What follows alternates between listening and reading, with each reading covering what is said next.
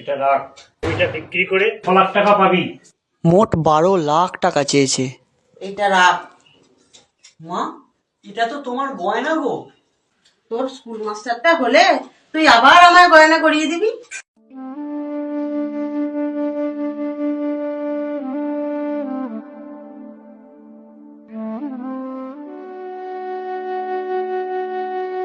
কোর্টের নির্দেশে সুদ সহ মাইনে ফেরত দিতে বলেছে, প্রায় 36 লাখ।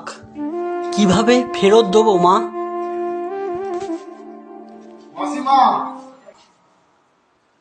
আর কোনো চিন্তা নেই, আপনার বৌমার নামটা লক্ষ্মী ভান্ডারে ঢুকিয়ে দিয়েছি, মাস গেলে 1000 টাকা।